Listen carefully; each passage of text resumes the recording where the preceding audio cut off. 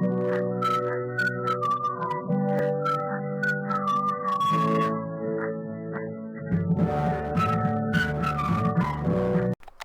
welcome back to Devlog. In the last part, I worked on level visuals, and in this part, I finished a level visual. One level, completely finished. One thing I did when working on the levels visually is actually add lighting. The general technique I use for the base of the lighting is just to add a polygon shape light around the entire radius of one area, and then this gives depth to the actual area while adding some shading around the edges of the area's atmosphere. It also obscures where I got really lazy with sprite placements towards the radius of the actual chunk we are in. Disabling and enabling this lighting, you can tell it adds a slight bit of depth. It's not a huge amount because I don't want to go overboard with the lighting, like in those demo scenes I made. I just want to give this subtle impression of there actually being lighting. Another thing I did in levels is add some level of visual storytelling to the level itself. The story with this level is that there is a forest, and then a bunch of junk and pipes happened, and now the forest sucks. This is also a technique I'm generally using with a lot of the level designs and level ideas, where they are just two composing ideas or level designs that may not ordinarily go together, put together to give variety to level visuals. It also shows a progression through the level. The more junk and pipes that appear in level designs, the further on you are in the actual level itself.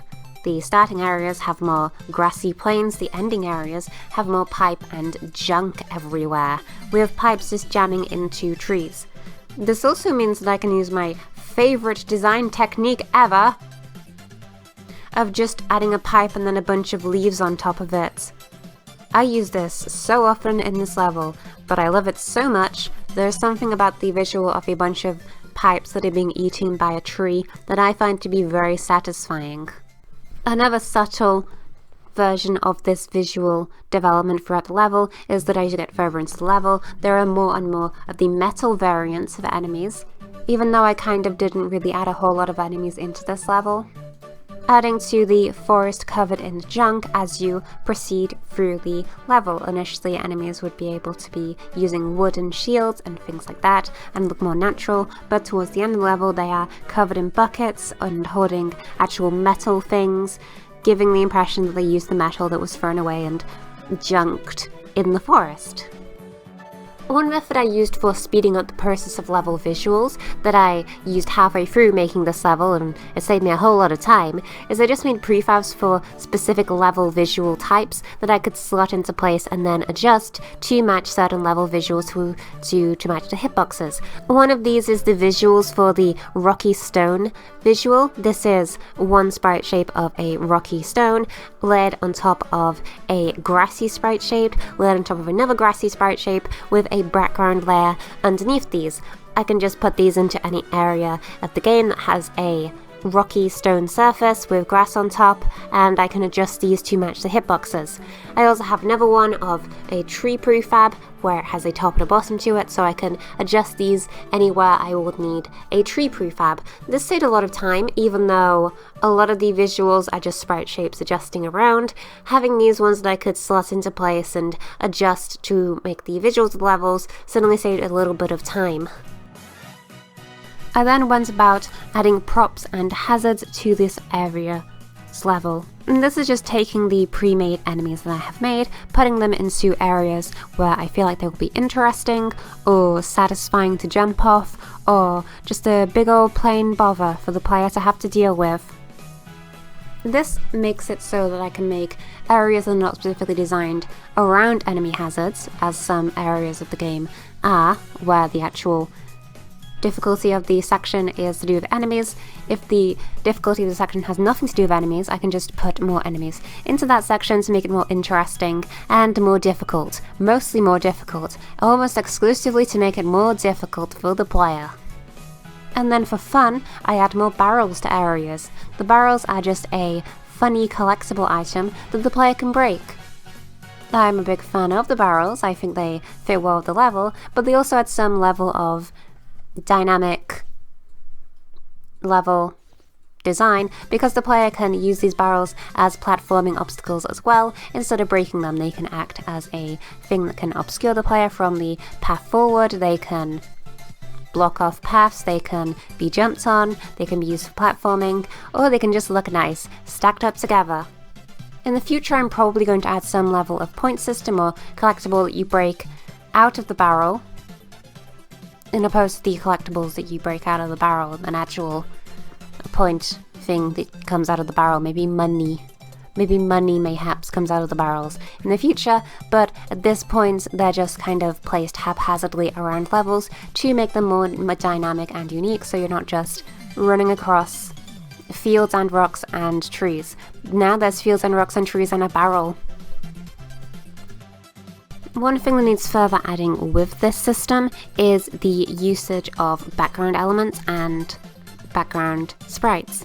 What I am thinking to do with this is, since a lot of the level visuals are firmly in place as to where they are going to be in-game, or I just need to change them very slightly, once I have this level finalized, I may just draw the background in full. I was originally going to have a looping system where background elements will scroll using a parallax scrolling system that I set up. I made a parallax scrolling system and then haven't got around to drawing background, so I couldn't show it off, but I made a system that parallax scrolls multiple sets of background sprites that are looping. The issue with this, since the player is gaining a lot of height and moving around the level a whole lot, I would prefer the level dynamically changed, and it may actually just be easier to draw background elements as I go about making the level. So I think in the future I'm probably just going to draw multiple background elements for each of these self-contained chunks of levels and then slot those together so they work dynamically in the game's visuals later in the future. So one devlog in the near distant future will be Slug Glove draws for 2 weeks solid, drawing a background, drawing a tree. But this also means I can make the backgrounds more dynamic and suited to each specific area. If I had the parallax scrolling system, they would have issues where the background isn't going to dynamically change as you go through the level, but if I was to just draw all the backgrounds, I could make it go from a nice little forest background at the beginning of areas to a really broken, disgusting forest at the end of the level, because that's how it goes, baby. And also I like drawing. Again. That's my character arc for this game. Slug Glove has once again found enjoyment in drawing in 2 dimensions. I lost it for a while, I went into 3 dimensions, now I'm back and I'm drawing, and I like my little drawing tablet. I draw little funny characters all the time. My next game's going to be completely hand-drawn on paper. It'll be like university all over again on my funny little Disney-esque paper drawing thingies that you flip over to draw things. Having the levels visual made has pointed out a couple issues with the flow of the level design, and has made it so I actually designed a new aspect of player movement, which is what the next devlog is going to be about. It's going to be about running, sprinting, and climbing on walls.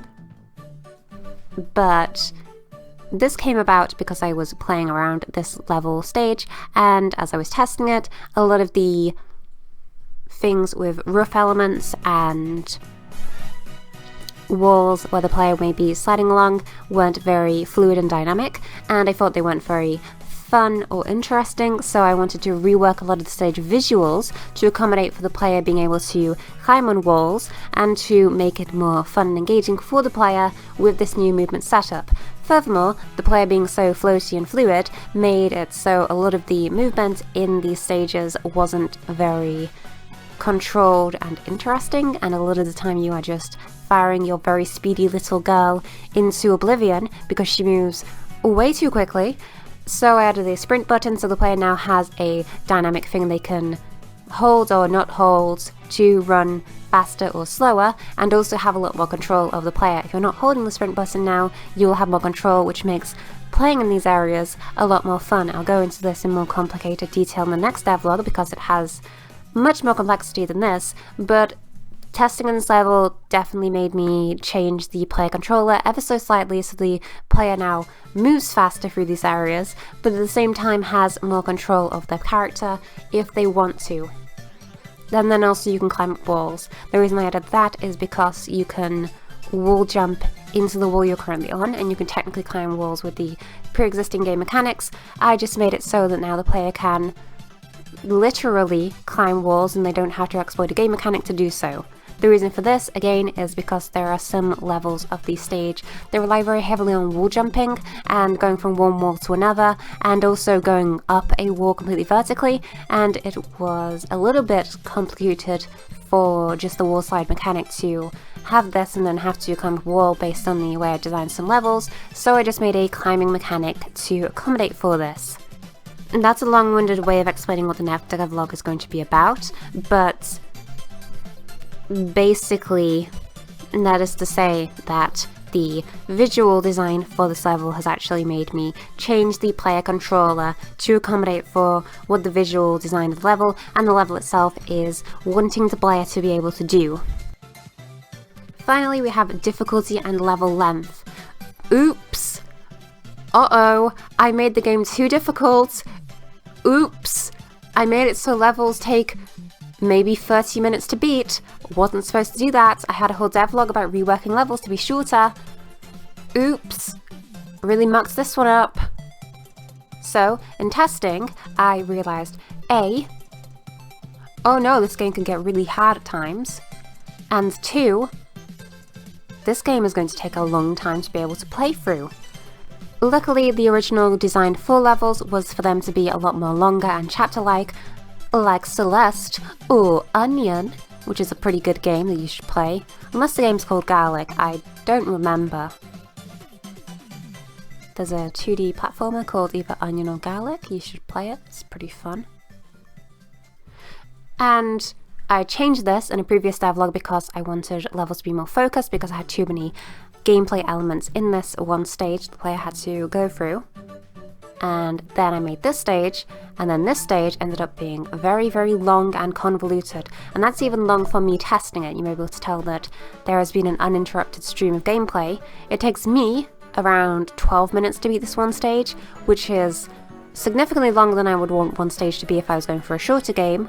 I would probably want a stage to be around 3 minutes to 2 minutes if a developer is playing it, because I can play the game at the most speedy way a player could play it, because I don't have to actually think about stages. I know exactly how to get through them, and if I'm not making any errors, around 10 minutes to finish the stage. That's too long, so what I'm doing is I'm reworking the previous idea for long stages, and I'm just going to have a save load system that is going to be clearly telegraphed through the menus that the player can exit out of stages, and instead of having a lot of stages, I will just have a few that are very long, like this stage. Which means my previously divulged plan for stage elements, being that a chapter will have different elements, is now completely out of the window and completely removed and not going to be used.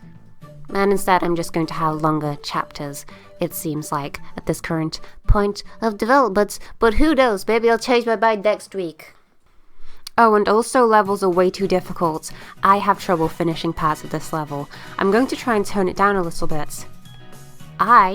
Me, like horribly difficult games. You, viewer, may not want to play that. I do still want the game to be difficult, I don't want it to be impossible for anyone but me. One interesting aspect of this game being way too difficult is that while testing it, I've come up with several accessibility options the player can toggle in, I don't know, whenever the game comes out, to make it so they have levels of assistance in the game. Mostly because I can't add an easy mode or any level of other accessibility that would regularly be in a game, because I don't really know how I can make an easy mode in a platformer. So my method for this is just to add toggleable things that the player can add or not add to levels to make it easier for them, or make it so they have an easier time playing if they have some level of difficulty with certain aspects of the game. One example of this is a toggleable slowdown, and then a toggle to say how slow you want the game to be able to perform. So this, for example, you just hold down a button or an input on your controller, and the game now plays at half speed, or 3/4 speed, or a tenth of the speed, whatever the player would want. This is because some aspects of the level design that I've got are way too difficult for a player who may have a harder time pressing inputs very quickly, or doing snap decisions on the level with very precise inputs, so the slowdown helps for that. The reason I added this is because me, game designer, had a couple of hard times actually performing very fast inputs on some of these test levels, even when I knew in advance exactly the input I had to press. So I'm going to tone it down. Overall, I had a huge amount of fun making this level visuals. It certainly took longer than it would for me to make other things in the game, but I am fine with that because, first of all, I like to plan out how the level looks, and if I rushed it, it probably wouldn't look as nice as I think it does right now. Also, because I learned how to make levels a lot faster in the future, so I don't think having the issue of how long this level is going to take to make is going to be repeating in future devlogs or future updates where I add more levels, because I've definitely learnt from making this one level how to improve the process in the future. One of those is not using default cubes for mapping out the levels in BASIC. I could just use the actual sprite shapes that I have for ground and hazards in place of the placeholder grey cube ones, and then when it comes to actually making the level visuals, I have some of these already in place and I can add further details on top of these. Realistically, that's a very simple idea. I just assumed grey cubes would be easier. Some of you may be wondering, at what point will you be able to play this video's game? And I'm glad you asked. My current plan is to make another level so I have more variety. This level is going to have a completely new mechanic and a completely new set of hazards to platform around and play a lot differently than this current level, and then once I have done that, I can make a simple tutorial stage, and then I can release a demo for the game online. So the next devlog is going to be about this new mechanic I'm making. Don't worry, it's not a difficult one, it's pretty simple, it's a pretty easy mechanic, I just have to program it and add it. What could this mechanic be? End of devlog, goodbye. End of devlog. And devlog over. Devlog over.